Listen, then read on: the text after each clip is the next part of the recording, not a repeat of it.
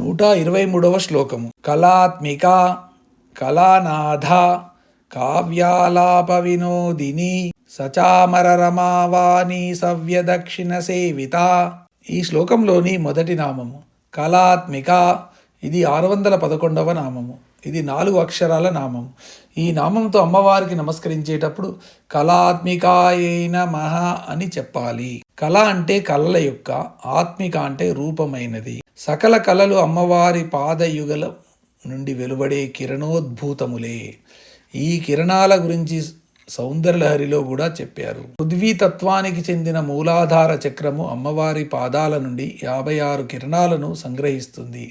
అలాగే మణిపూర చక్రము 52, స్వాధిష్టానం 62, అనాహితము 54, విశుద్ధి 72, ఆజ్ఞాచక్రం 64 కిరణాలను గ్రహిస్తాయి. 6 చక్రాలు మొత్తం గ్రహించే కిరణాలు 360 అవుతాయి. ఈ కిరణాలన్నీ అమ్మవారి పాదార వింద యుగలం నుండి వెలువడినవి.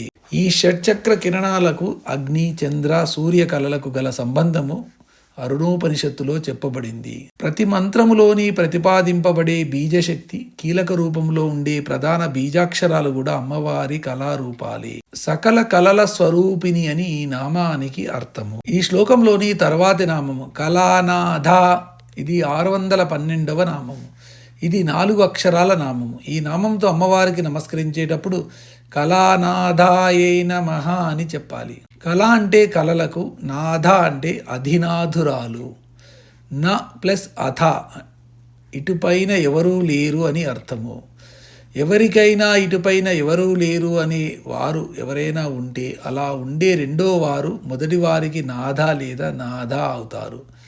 సకల కళలు అమ్మవారి స్వరూపాలే కాబట్టి కళలన్నిటిలో తెలియవలసినది అమ్మవారి. కళలన్నిటికీ పరమావధి కూడా అమ్మవారి. కళానాథుడంటే చంద్రుడని అర్థము కూడా ఉంది.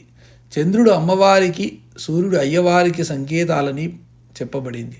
కాబట్టి కళానాథ అంటే చంద్రస్వరూపిణి అనే అర్థము కూడా వస్తుంది. ఇంద్రియములను కళలతో పోలిస్తే ఇంద్రియాధిపతి అయిన మనస్సును సూచించే చంద్రుడు కళానాథుడవుతాడు. కాబట్టి ఇంద్రియాధినాథురాలుగా కూడా అమ్మవారిని సూచించే అర్థము ఈ నామము తెలుపుతుంది. ఈ నామానికి ఈ విధమైన 3 అర్థాలు చెప్పుకోవచ్చును.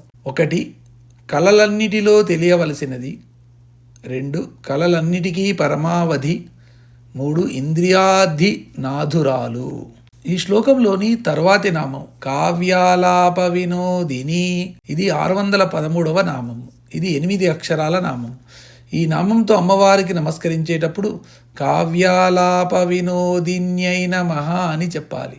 కావ్య అంటే కావ్యముల, ఆలాప అంటే ఆలాపమునందు, వినోదిని అంటే వినోదించునది. అమ్మవారి మణిద్వీప సభావేదికపై నిత్యము సాహిత్య గోష్ఠులతో వేదాంత చర్చలు, లలితారహస్య నామాలాపములు, సరస్వతీ దేవతా సంగీత కచేరీలు, వశిన్యాది వాగ్దేవతలచే స్తోత్ర పఠనాలు అంతా ఆహ్లాదకరంగా శ్రవణపేయంగా ఉంటాయి.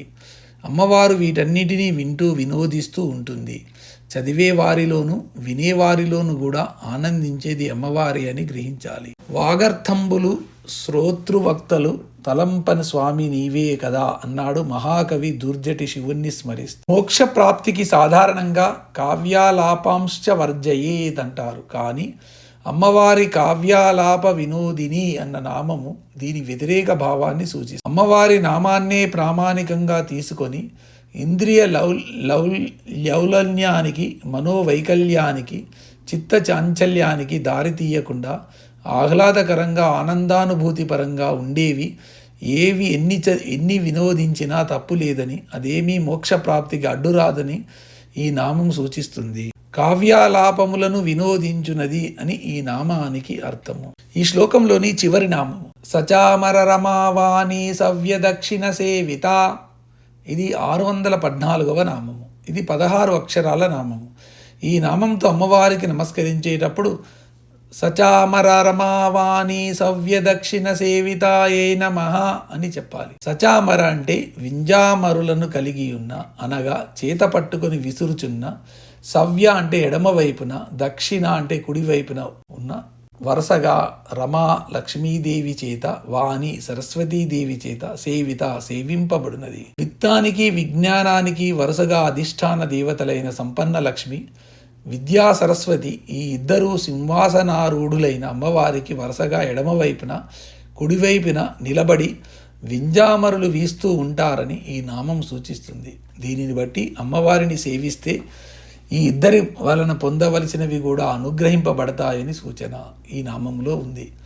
ఆదిశంకరుడు కూడా సౌందర్యలహరిలో స్తోత్ర ఫలస్థుతిగా చెప్పిన 99వ శ్లోకంలో ఇదే విషయాన్ని ప్రతిపాదిస్తారు. అమ్మవారికి సంబంధించిన అష్టోత్తర శతనామావళి పఠించేటప్పుడు కూడా ఐం, ఓం, ఐం, హ్రీం, శ్రీం బీజాక్షరాలు నామానికి ముందుగా ఉచ్చరిస్తాము. వీటిలో అమ్మవారికి శక్తి బీజమైన హ్రీంకు ఇరువైపులా సరస్వతీ బీజం ఐము, లక్ష్మీ బీజము శ్రీము ఉండడం కూడా గుర్తుంచుకోవాలి. అమ్మవారికి కుడివైపున సరస్వతి, ఎడమవైపున లక్ష్మీదేవి ఉంటారు.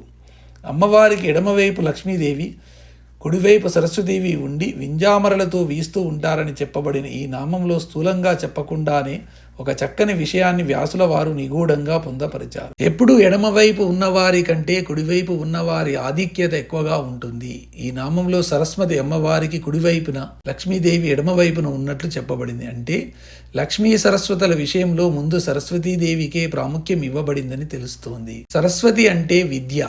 విద్య ఉంటే ఆ విద్యతో లక్ష్మిని అంటే ధనాన్ని సంపాదించవచ్చు. ఇది గౌరవప్రదమైన విషయమే కూడా.